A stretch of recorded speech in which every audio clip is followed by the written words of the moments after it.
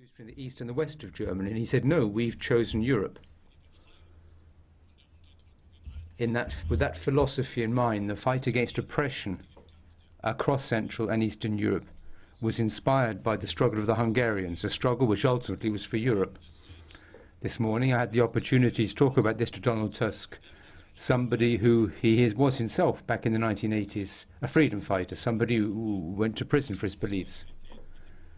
As a result, he underlined the profound, a very real solidarity he feels with the people of Hungary. I think the people of the European Parliament has a duty to extend its solidarity to the people of Hungary. We should never forget that many of the thousands of men and women who fought against the dictatorship were forced to leave their country, and those people ultimately were welcomed into other countries as refugees. Gas provision and other aspects that we could use, it seems that's the only language that Putin understands. That's the language of strength. So I would like to see more strength from the European Council. Was probably the statement from Theresa May. Why? Because she shows now to the European public what it means to leave the European Union. People see all over Europe how big the economic damage in Great Britain is already. The people see that Scotland is thinking about leaving Great Britain. The Scottish Prime Minister is rethinking a new referendum. He's rethinking a new referendum in Great Britain. And we have in the leading party, in the Tory party, an ongoing battle between Hammond and Johnson where nobody knows the outcome. So the country is splitted, and Theresa May shows to the whole European Union that it's better to reform the European Union and not to destroy the European Union. And people more and more recognize what populism means, ladies and gentlemen, because even here in the European Parliament we saw in the last Strasbourg week what populism means. UKIP showed us the true face. One UKIP member punching another UKIP member to hospital. And dear ladies and gentlemen, Herr Weber, ladies and gentlemen, President, Mr. Weber. Augenblick, Herr Weber. Wenn Sie jetzt mal einen Moment. If you just let Mr. Weber finish, and if you listen to what he has to say, then I'll give the opportunity to make a point of order afterwards. Unsere Geschäftsordnung sieht nicht. The rules are quite clear. The rules do not provide for you having the right to shout down speakers. In this House we have rules. If you want to call a member of this House a disgrace, I suggest you start by looking carefully at your own behaviour here, sir.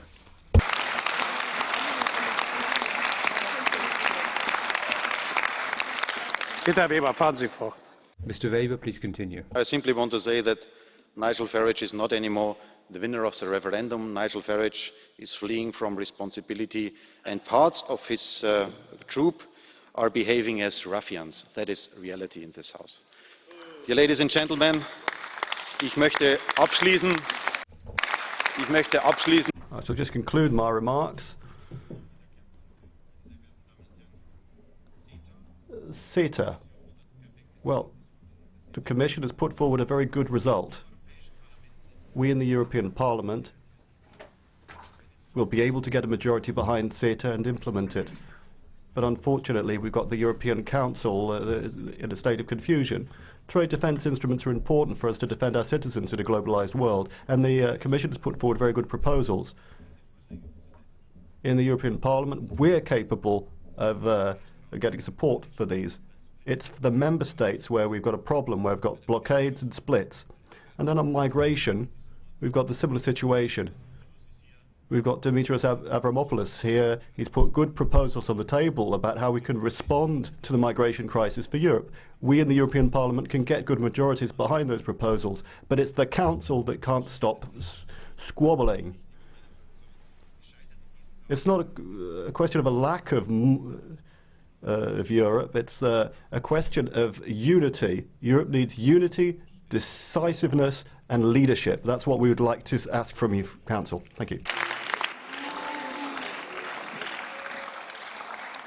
Herr Weber, der Herr Abgeordnete. Mr. Weber, the honourable member wants to put a question to you. Mr. Farage, go ahead. But whilst it's regrettable that two of our MEPs fronted up to each other, there is absolutely no evidence that anybody was punched at all, and I do want that put on the record. However, if you would like to come outside with me, we could have a civilised conversation over a cup of coffee. Thank you. It's irresistible. Bitte, Herr Weber. Herr Farage, ich bin... Well, Mr. Farage, well, I've seen those pictures of your colleague lying on the floor. I don't know if you've seen those pictures. I saw them. I was shocked when I saw that. Those kind of actions in a democratic parliament, just as a result of internal party disputes. Well, I keep hearing more and more reports from Great Britain about EU citizens facing xenophobic comments and attacks. There's more distrust. This is all thanks to your policies. And that's why we're going to struggle to the last against the kind of policies that you stand for, sir.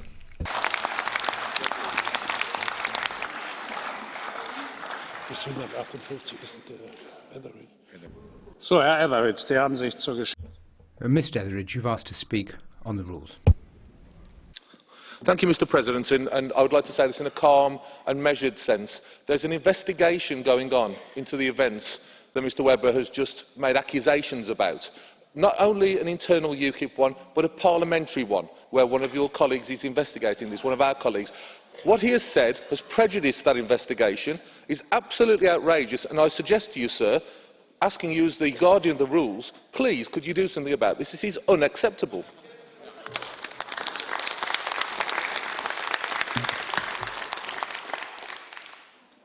Ich habe zu Beginn dieser Sitzung, Herr Mr. Etheridge, I'm not sure if you were in the House at the beginning of the meeting, but I actually announced that following those events, I have referred the matter to the Code of Conduct, the Advisory Committee. The Advisory Committee examined the case very carefully and advised me to refer the matter to the Public Prosecutor. Medical examinations carried out after Mr. Woolfe's admission to hospital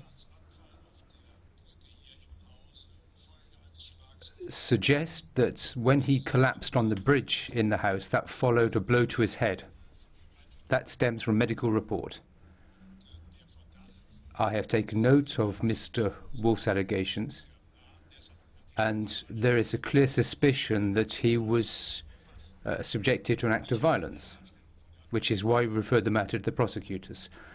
I have no doubts about Mr. Woolfe's allegations personally. The next speaker is Mr. Patel on behalf of the Socialist Group. Thank you, President. I would like to welcome the various different presidents and, of course, Ms. Ratti.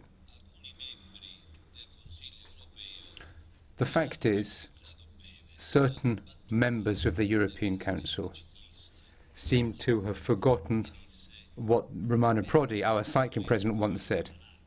He said, if you want to ride a bike, you have to pedal. And if you don't pedal, you end up flat on your face. That's rather like Europe. If we want to continue moving forward, we have to pedal. And if the European Council forgets to pedal too slowly, the whole thing falls flat on its face. We've had a quite timely reminder of this after the most recent summit.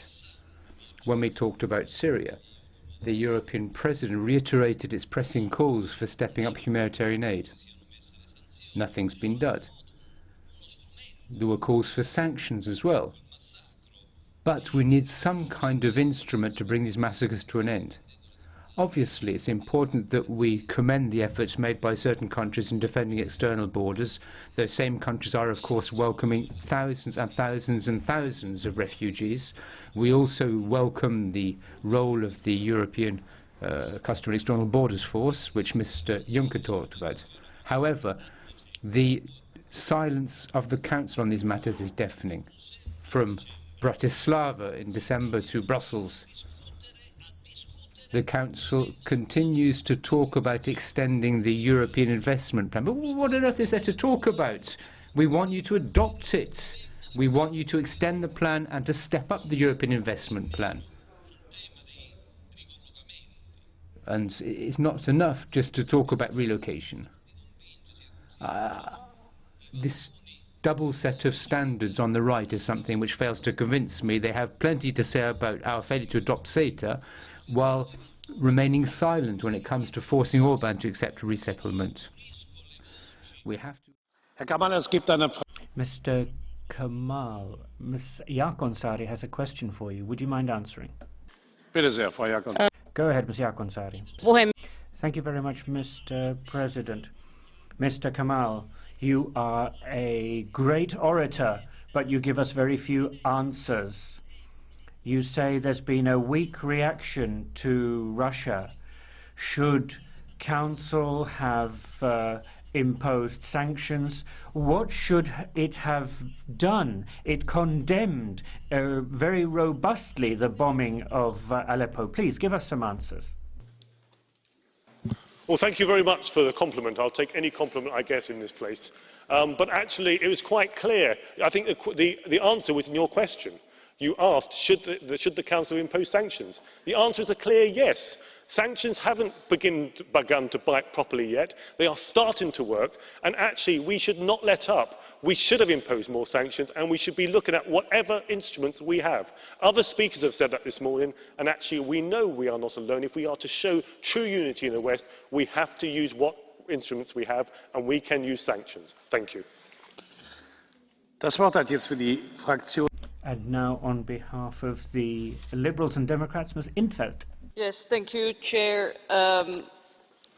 Mr. Tusk, Mr. Juncker, there seems to be a recurring theme in all the interventions, and that is the, by now, total inability of the Council to take any kind of decision. But I'll come back to that. First, on CETA.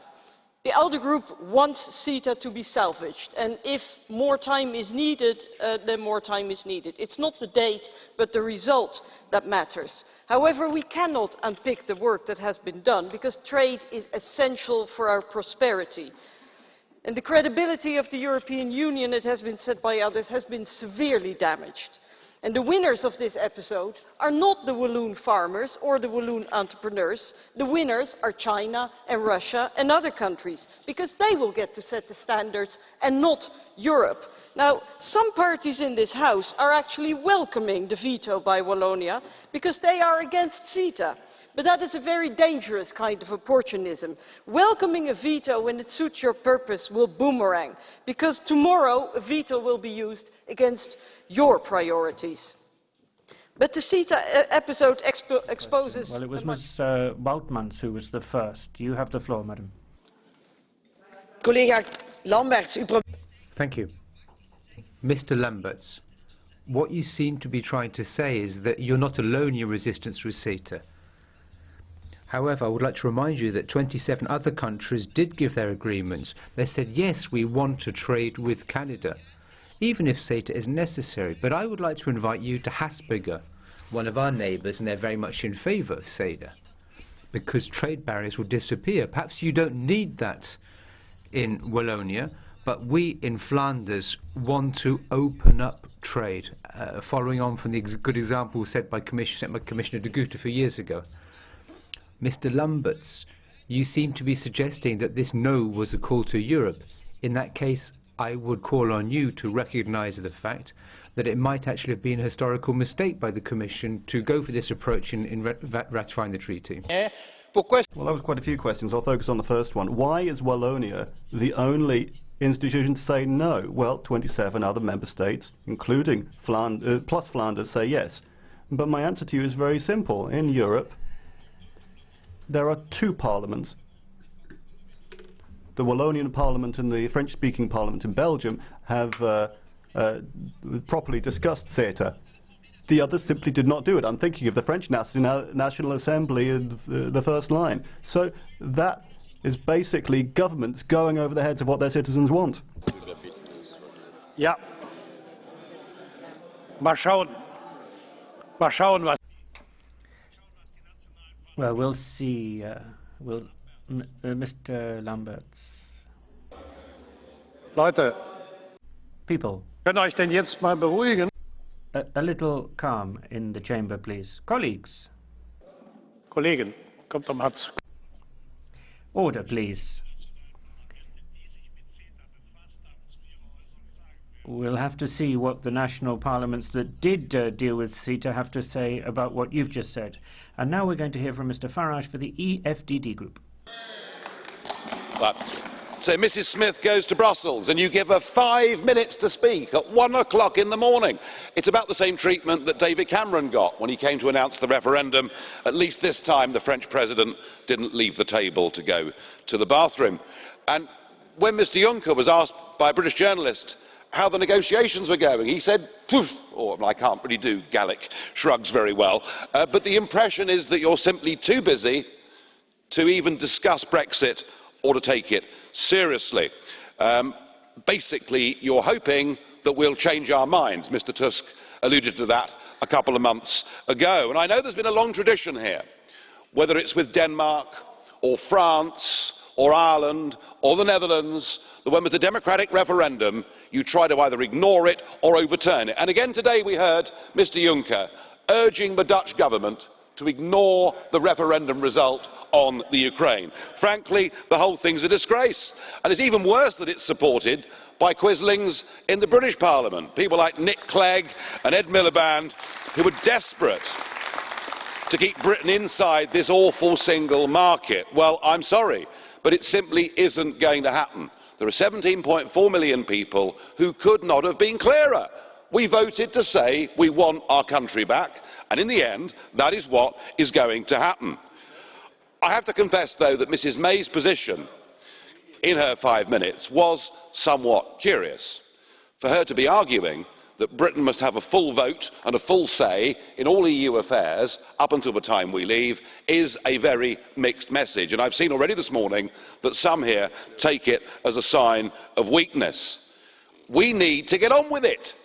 Every single day that goes by is a lost opportunity. And you only have to see that after 7 years of negotiation, the proposed trade agreement with Canada, having been vetoed by the Walloons, absolutely proves to you that in a modern 21st century global economy that the European Union simply isn't fit for purpose. And I want us to get on with it because this club's very expensive. We're paying in net £30 million every day. Now, some will argue it's a bit less, some will argue it's a bit more. Either way, it is too much. We're helping to finance this monthly travelling circus to Strasbourg, and worst of all, I've now discovered that up to 5% on your staff regulations, up to 5% of employees every year are allowed to retire 5 years early and receive full pay and entitlements for 5 years for doing absolutely nothing. I mean, nowhere else in the world would allow this sort of thing to go on. So I want us to get on with it. And interestingly, I met a large number of Scandinavian businesses the other day. And they're worried, they're anxious, and why? Because they know that the United Kingdom is the Eurozone's biggest export market in the world. And they want to crack on. They know that the EU has trade deals with several countries in the world that involves no free movement of people. And their logic is, if we can do a deal like that with Mexico, why on earth wouldn't we do it with our most important trading global partner? And that actually is common sense coming from European businesses, common sense, I think, coming from most people in the United Kingdom. The only obstacle appears to be the high priests of Eurofederalism in this room today. If you think by delaying Brexit, if you think by stopping Brexit, you are going to help your own businesses, your own industries, you're wrong. It's in the mutual interest of all of us to get on with this and conclude a sensible, straightforward, tariff-free deal.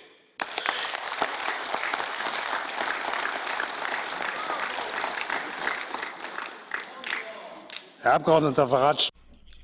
Mr. Farage, may I ask you something? Did you refer to Messrs. Clegg and Miliband as quislings? Certainly did, yes. Ich möchte nur darauf hinweisen. I should just like to point out that Mr. Quisling was the leader of the Nazi collaborators in Norway. I think it is inappropriate to compare democratically elected politicians with such an individual.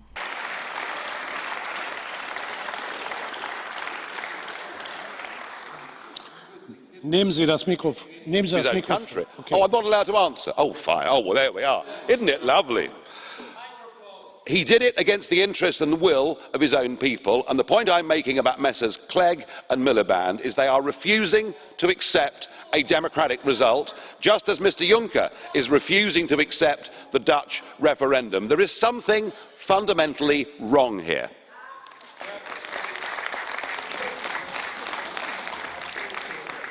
Zumindest haben diese Männer ihr... At least those gentlemen did not feed... That concludes the debate. Mr. Hookham has asked to take the floor. Please proceed, Mr. Hookham. Thank you, Mr. Schulz. Earlier today, Mr. Weber made a defamatory statement against me, which you supported. Can I ask that both you gentlemen leave this building where you don't have parliamentary immunity and repeat those statements so I can take legal action against you?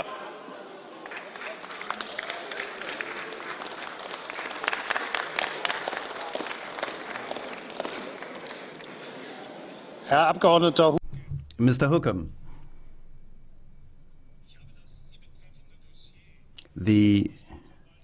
I have forwarded the dossier relating to you to the prosecutor's office in Strasbourg. Any further investigations against you or about you are in the hands of the prosecutor. I can say no more, and I have not communicated anything else to the House.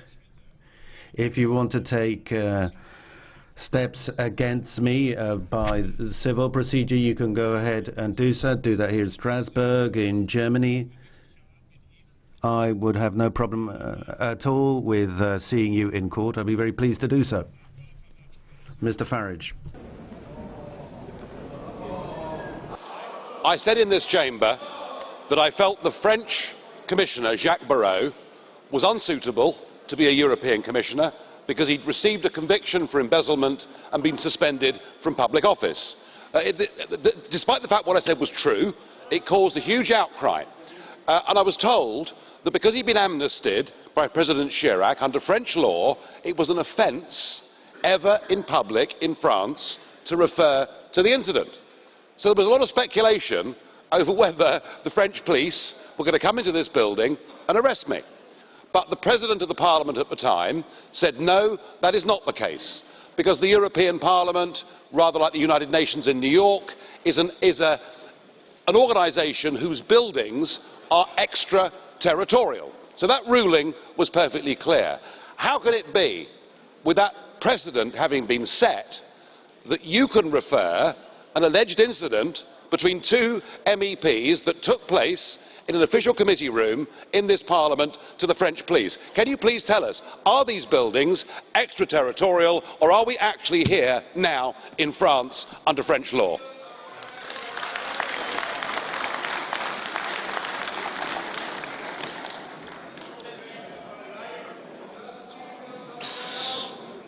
Herr Farage. Mr. Farage. First of all, we have the rules of procedure, and that is what MEPs are subject to according to the rules of procedure. Members are bound by minimum standards, and that would include mutual respect.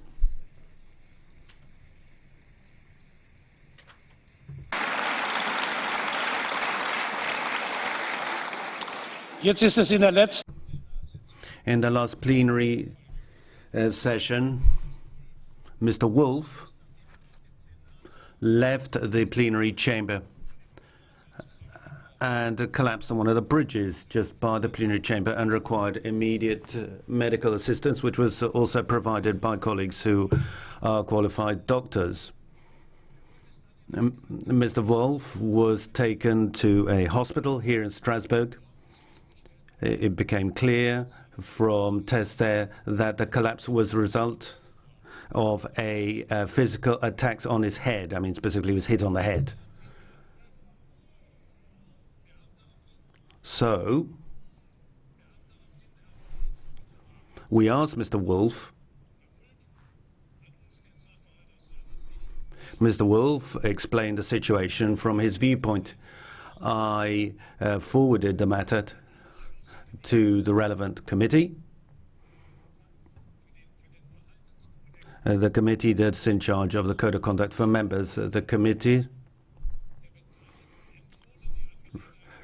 recommended that the issue be passed on to the French authorities, to the French prosecutor's office. Why? Yes, we are extraterritorial, but that doesn't mean people cannot be prosecuted for criminal activities. That would be a pretty remarkable conception of extraterritoriality. If crimes are perpetrated in this House, then they are subject to prosecution, subject to the law of the country concerned. Here, France. Mr. Woolfe has made a statement. Mr. Hookham, you've made a statement. I am obliged to communicate to the House what I do in this case. If somebody says, I have been attacked and as a result suffered physical harm, and another one says, no, I did not do that, I'm not a judge. What I do is forward this to the French authorities. What I find it regrettable is that as President I have to communicate to the House that one member has struck another. That's the real scandal here.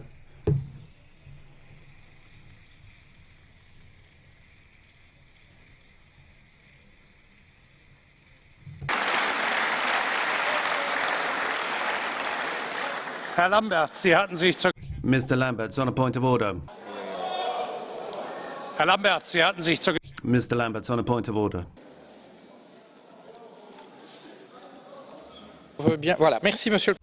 Thank you, President. Well, yesterday we voted on the report of our colleague Sophie Intveld on the respect of the rule of law in Europe. And you know that 2 weeks ago the main opposition newspaper was closed down in Hungary. And yesterday we learned right afterwards, after this debate, that this was purchased by a newspaper that is closest to Viktor Orban. So if this Parliament doesn't want to look ridiculous, it has to manifest its opposition to this type of procedure. The freedom of the press and having a free press and opposition press is an essential European value.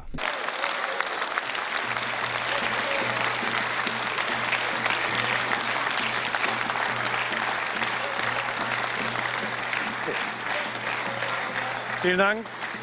Thank you.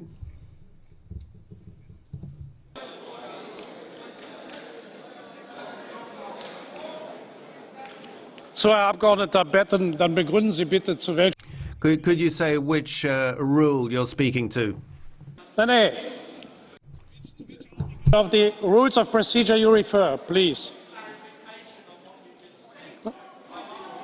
Of clarification. Yeah, it's on now. It's on. Point of clarification. You said regarding the incident in the Parliament, if I heard you correctly, that you had referred this, or the Parliament had referred it to the French authorities. I'm not an expert on French law, but I've been informed that the only person that can make a complaint about a crime is the victim of the crime. Can you clarify, has the Parliament referred this to the authorities, or has Mr. Woolfe referred it to the French police? So, bitte sehr. Thank you, Mr. President. Madam Le Pen, with the Wallonians halting the trade treaty with Canada, would you not agree with me that the British are better off leaving the European Union, where we don't have to have 27 other people agreeing, 27 other people and Wallonia agreeing to any future trade treaties, wouldn't France be better off joining Britain in a Frexit so that France can have the same privileges to make her own trade treaties with the world and get France out of the catastrophic economic mess that Monsieur Hollande has put in? Thank you, Madame.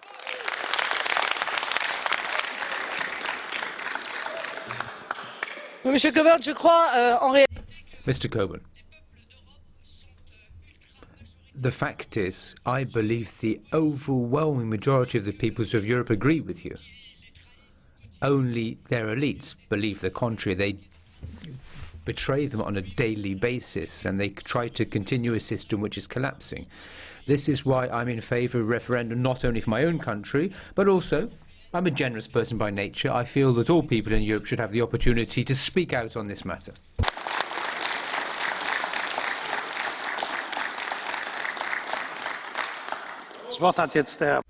I now give the floor to Mr. Papadakis of the non-attached. Mr. Schulz, despite your anti-communist sayings this morning about Hungary, you cannot rewrite history. What's the result of overthrowing socialism?